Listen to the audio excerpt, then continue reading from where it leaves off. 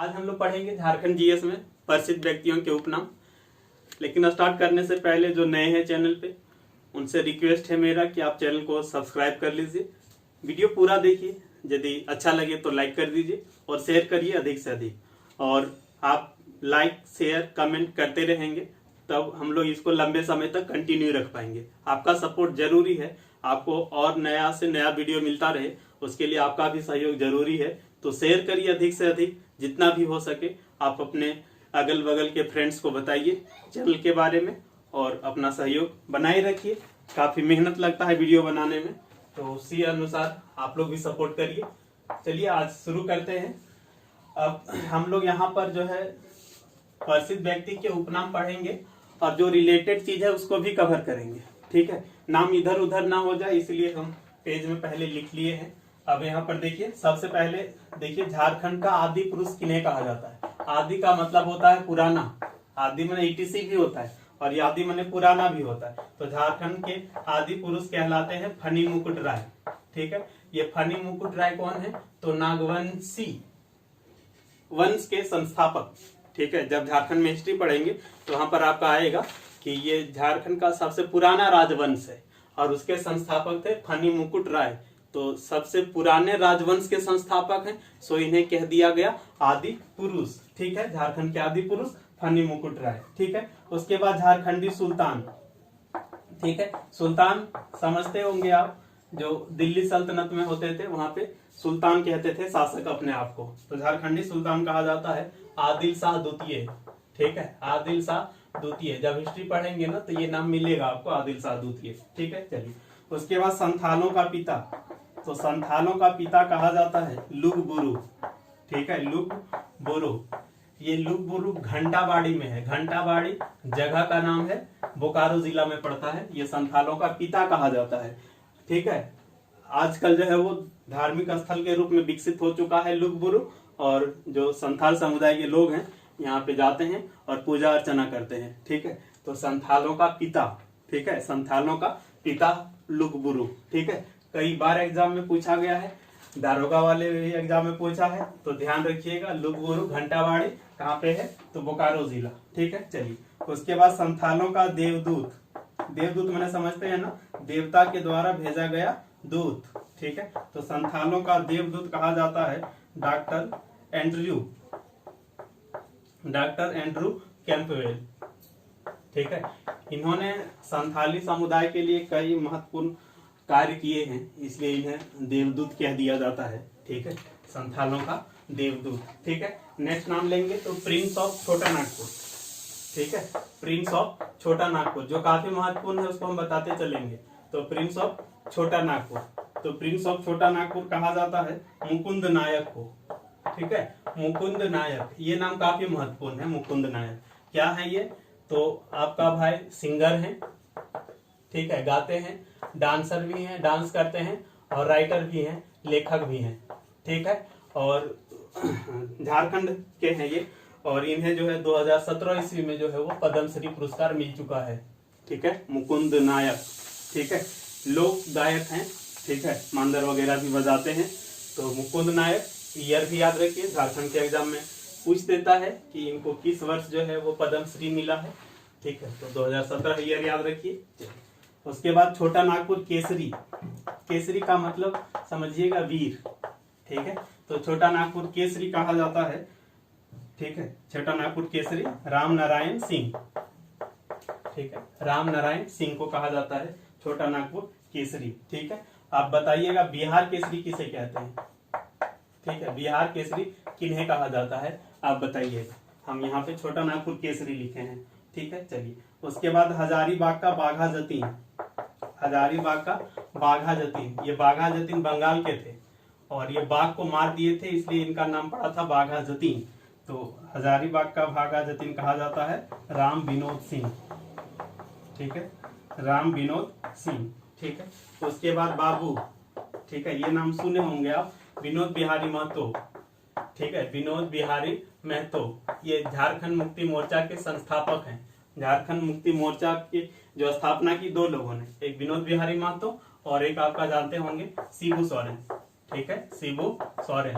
और जब जेएमएम बना था तो ये अध्यक्ष बने थे और ये सचिव बने थे। ठीक है, बोलिएगा कब बना था जेएमएम?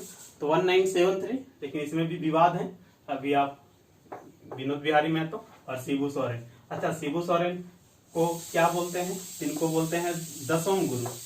ठीक है, दसम गुरु, ठीक है, या गुरु जी।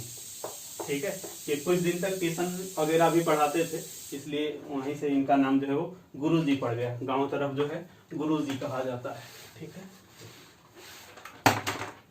नेक्स्ट देखेंगे तो नेक्स्ट आपका जो है वो बाबा जी।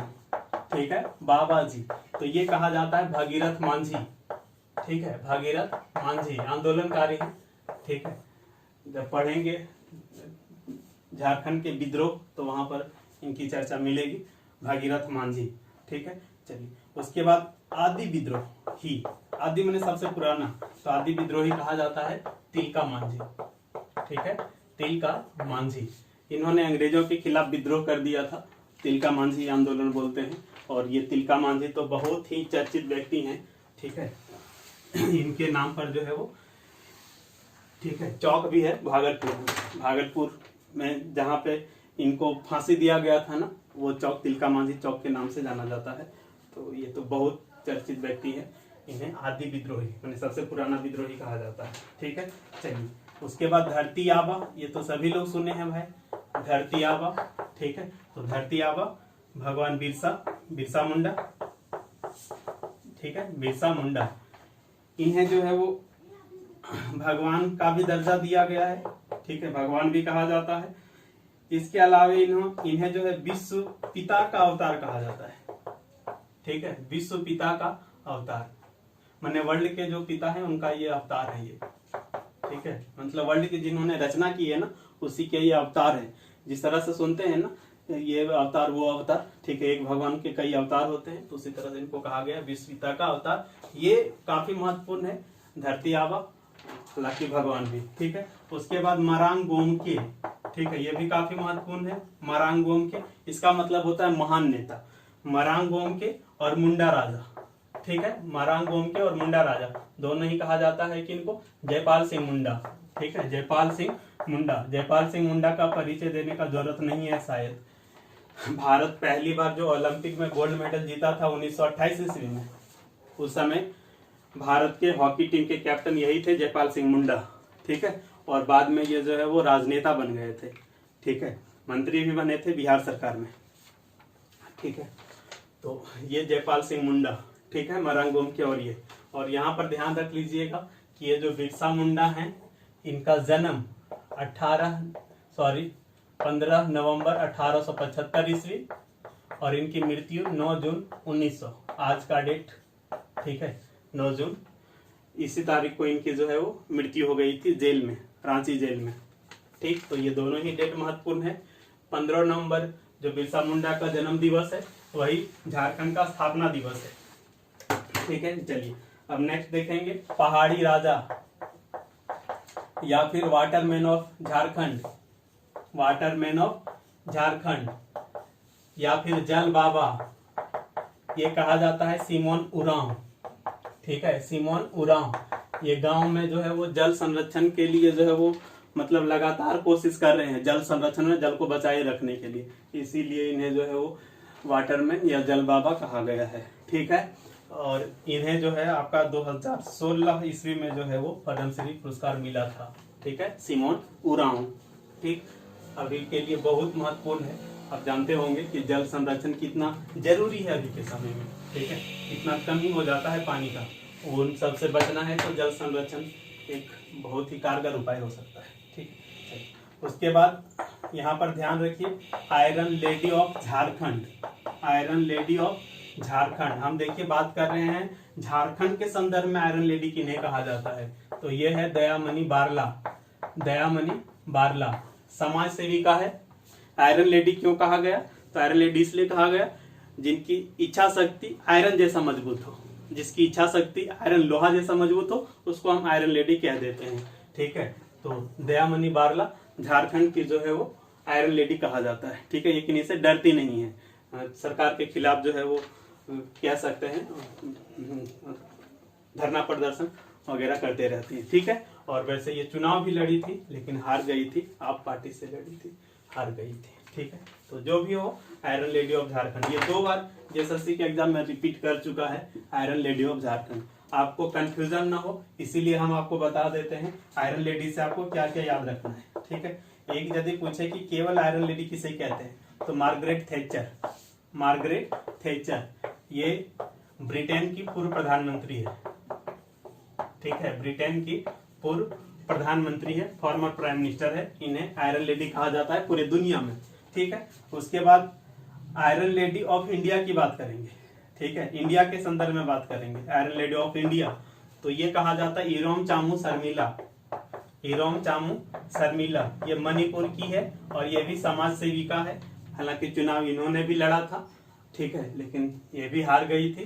तो इरोम चामू शर्मिला को कहा जाता है आयरन लेडी ऑफ इंडिया। ये मणिपुर से संबंधित है, मणिपुर से बिलोंग करती है। ठीक है, और ध्यान रखिएगा मणिपुर से 2 बड़े बड़े नाम आप सुनते होंगे, एक तो इरोम चामू शर्मिला और एक आपका महिला बॉक्सर क्या, एमसी मेरी कॉम, तो दोनों ही मणिपुर से संबंधित हैं, तो ये नाम ध्यान रखिए। ठीक है, वैसे कई लोग इंदिरा गांधी को भी आयरन लेडी मानते हैं भारत के संदर्भ में।